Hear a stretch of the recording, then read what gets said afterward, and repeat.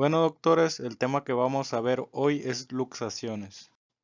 Una luxación se define como la pérdida existente normalmente entre dos superficies articulantes. Todas las luxaciones requieren reducción urgente. La urgencia viene condicionada tanto por la amenaza que para las partes blandas suele suponer la presión que ejercen los elementos desplazados, como por la necesidad de ocupar cuanto antes la articulación para no perder el derecho de espacio. En determinadas localizaciones, la aparición de complicaciones isquémicas es menor cuanto antes se reduzca la luxación.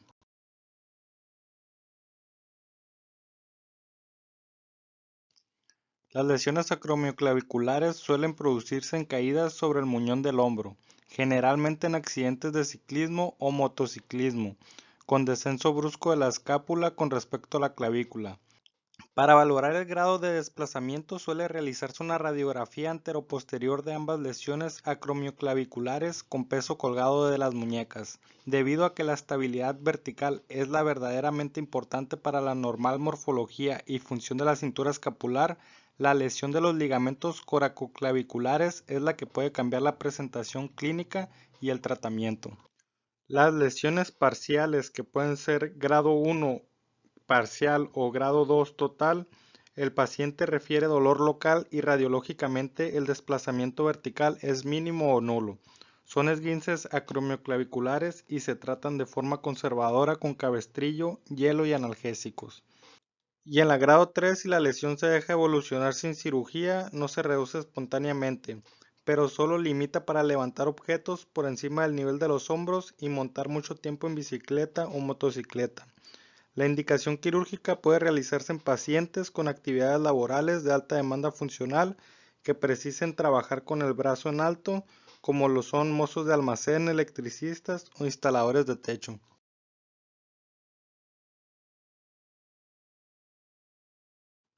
La luxación anterior es la forma más frecuente de luxación de hombro y el paciente acude con el brazo en discreta separación y rotación externa fijas, que cualquier intento de movilización del brazo resulta doloroso.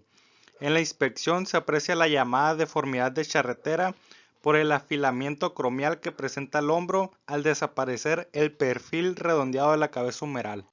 El tratamiento consiste en reducir por manipulación cerrada la luxación. Generalmente se realiza un primer intento sin anestesia o con anestesia local intraarticular y posteriormente inmovilizar con vendaje de Belpau entre 2 y 4 semanas. Menos tiempo cuanto mayor sea la edad del paciente. Para pasado este tiempo realizar ejercicios de rehabilitación. Las maniobras más empleadas son la de Kocher, que es la de tracción y rotación externa, y seguidas de aproximación con rotación interna. La de Cooper, que es elevación progresiva bajo tracción, y modificaciones de la Hipócrates, que es tracción en el sentido de la deformidad, y contratracción en la axila, que este va a requerir de 2 personas. En la luxación posterior el paciente tiene dificultad para la rotación externa y no puede separar el brazo más de 90 grados. Debe de sospecharse la presencia de una luxación posterior cuando existan antecedentes de descarga eléctrica o crisis convulsivas. Para su tratamiento requiere reducción cerrada e inmovilización en discreta rotación externa. La luxación inferior es poco frecuente y el brazo se encuentra en separación de unos 30 grados, en rotación interna y acortado o en separación hasta 160 grados. Se trata mediante reducción cerrada e inmovilización con vendaje de Belpau. Y la luxación superior es muy poco común y se asocia a fracturas de clavícula, acromion o luxaciones acromioclaviculares.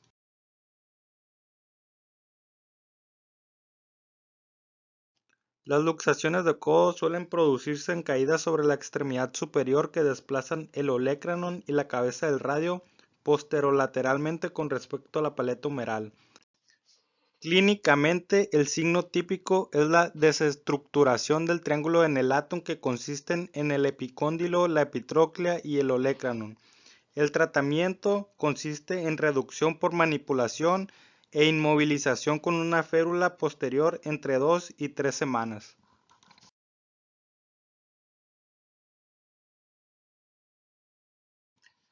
En las luxaciones de cadera traumática tiene que existir un traumatismo de gran energía, y se encuentran posteriores y anteriores. En las luxaciones posteriores, que son las más frecuentes, en el 90% de los casos, suelen ocurrir por accidentes de tráfico en los cuales el salpicadero impacta sobre la rodilla y el paciente presenta el miembro inferior acortado en rotación interna, aproximación y flexión.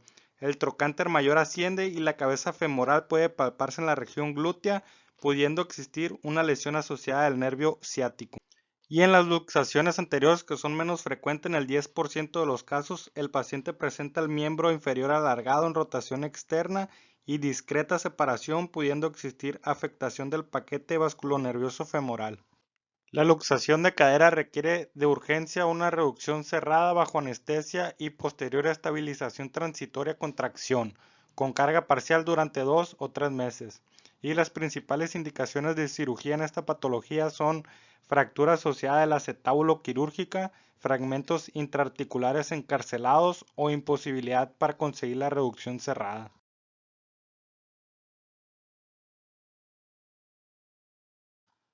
La luxación de rótula es más frecuente en el sexo femenino y en la segunda década de la vida. Si se trata de un primer episodio de luxación, se reduce la rótula por medialización de la misma, asociada a extensión de la rodilla, y posteriormente se contiene con un yeso que permita el apoyo, que es la calza de Böhler. Y la cirugía estaría indicada en una luxación aguda para la reducción y osteosíntesis o extirpación de fragmentos osteocondrales que se hayan desprendido como consecuencia del traumatismo.